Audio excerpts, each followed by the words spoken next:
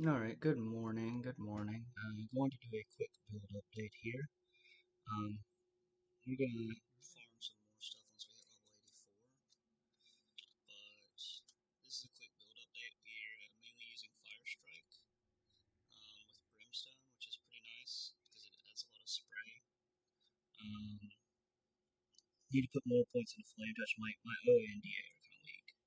Just have this as a small circuit breaker. Maxed out Hellfire Mines. Need to put more points into Agonizing Flame for reduced or flat aura. 11 points is one of the sweet spots here for 13% total speed. And Necromancer, we maxed out Spectral Binding and Spectral Wrath.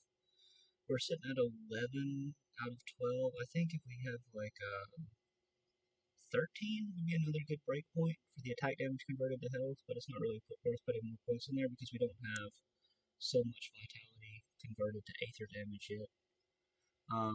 18 to 10 there, just 1 point in here for now. Again, vitality decay does not matter. The cold damage is nice. I was actually thinking about putting this up to about 4 points, 5 points, because the cold damage and the weapon damage is pretty nice, as well as the pass through. 6 points is a sweet spot for Market Torment. It's a really good, like, kind of, ability. For devotions, we have Aether Fire, the most damaging devotion in the game, on Blackwater Cocktail because it procs all the time. Flame Torrent on our, what's it called, thing. We have this circuit breaker, we have this circuit breaker, we have the shield devotion, obviously, we have our RR on this, we have this on Reaping Strike. I eventually want to put this on Flashbang, but we don't have Flashbang yet. And we have another proc when we get hit, because we're a shield build, so we get hit quite a bit. And the procs do a lot of damage. As far as the gear, we're using this to give our reaping, basically making our reaping strike 100% aether damage, as well as giving it 100% pass through, and it converts 45% of piercing damage to aether damage. We don't do too much piercing damage, so it's not such a big bonus there. And the shield is the big reason we're playing this build. It gives us 95%, or no, this one actually gives us 100%. They've changed it. 100% elemental damage to aether damage to flame touch and spectral binding combined, as well as we get 12% elemental resistance to spectral binding, 12% shield block to both, so 24% chance to shield block, 130% aether damage to flame touched, so we get an additional amount of damage there. 12% or 40% damage blocked and minus 35% block time. That gets our chance to block without any buffs. We're at 36%, but if we put our buffs on, we're up to 60% block chance, 60% block recovery on a 0.8 second block. So it's like 0.4 second block, basically. With 2,000 damage blocked on a 55 shield. Is this a 50? It might be a 70 shield. A 70 shield. The max gets up to like 5,000 damage blocked. 2% dodge, 2% deflect, 12% fizz res. We're working on that right now. Our CC resistance needs work. So does our stun resistance. Everything else is over max in elite and just okay in ultimate, except for poison. Poison is slightly low in ultimate right now. It's like 9 below max in ultimate. We did all our ultimate challenges on this character. So the other thing we have is Krieg's Bone Mask. This gives us 100% fire and 100% chaos damage. So this is what allows us to turn that chaos damage into aether damage on our Brimstone. It also gives us another 125% aether damage and flat aether damage to flame touched. Plus it has flat aether damage and plus 1 to all demolitionists, so it's just an overall great helmet. Like, this is our best in slot helmet, best in slot gun, and best in slot shield. So these are the 3 things we're making the build off of: 2 Season 4 items and a Season 3 item. This comes from a boss, a Cronley boss. This comes from random mobs right before the Omen, so you gotta unlock him. And this comes from one of the bosses before the Act 6 final boss in Malmoth. I got a random drop on the necklace, mostly wearing this for resistances. Reaping Cascade is okay. Again, we don't have so much vitality to aether damage conversion right now. This is pretty much all our vitality to aether. This is the guy, the boss before the sewers. You gotta blow it up. We don't have a good one. We need a much better chest. But this gives Reaping Strike vitality to aether, which is nice to have on a Defiler. And it also gives natural aether damage to it, and as well as Reaping Strike. Shoulders, these are not good shoulders. There's another pair of shoulders that I want that I believe are either elemental to aether or vitality to aether. It's another aether conversion shoulders. But these are the best ones I have right now, so this is all I've got. Elemental damage does nothing, but these give fizz res and lots of resistances, which I need.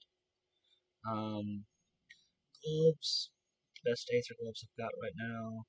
Boots, best aether boots I've got right now. They're so low level. This is our best in slot.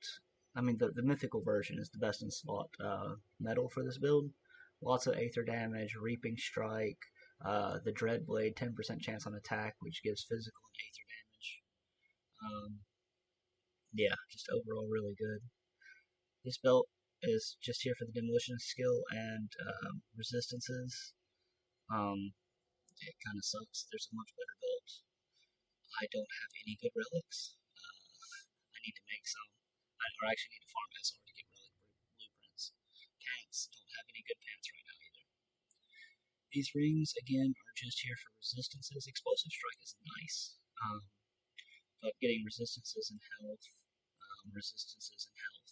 is all I'm getting out of these mostly. And that's this build. Showing it a little bit. Go to, where's a quick boss I can get to? How about we go to Fort Icon? Might be able to get shoulders here. Go to Fort Icon. Got our gloves. Oh, I gotta change my buttons back. Blackwater Cocktail. Leor's Finesse. And Leor's Finesse, the gun, gives us a special ability, which is this leap. Like basically it jumps you backwards. So if you want to go forward with it, you have to move your mouse behind your character. But as you're fighting things, you can pop up and you'll jump back. Anything that's hit by that little blast there has their damage reduced by 15%. It also has a petrify mechanic, but the damage reduced is also seems to always happen regardless of petrify. I'm not sure if it's intended. It might be kind of like OFF, but it's intended to be you're supposed to get that. But it's basically just a one button attack for most things. Anytime you have champion wars, you need to try Blackwater Cocktail. What's it called?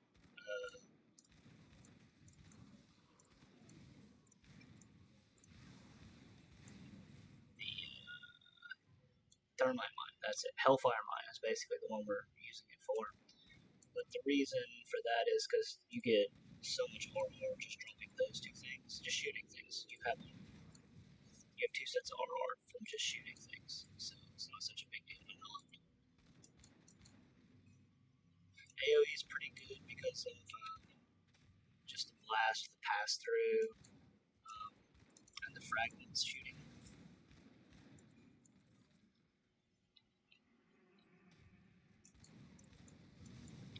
You could also drop, what's it called? Just drop Blackwater Cocktail and things and they'll die because of Aether Fire. Also, like, all of our devotions are 100% Aether damage because we have all elemental converted to Aether. And we have chaos converted to aether, so it's 100% elemental for every one of our devotions, or 100% aether, I mean. So that makes the devotions much more powerful when they're all aether damage. And that's another reason why Aether Fire is so powerful, because it just like under Blackwater Cocktail, it procs and procs and procs and procs. And if the enemy doesn't, like if you face tank, which this build is technically designed to do,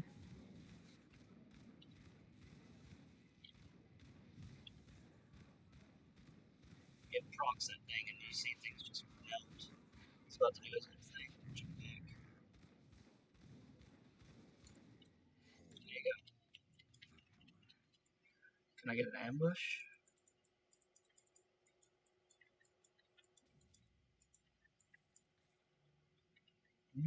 What is happening with my buttons?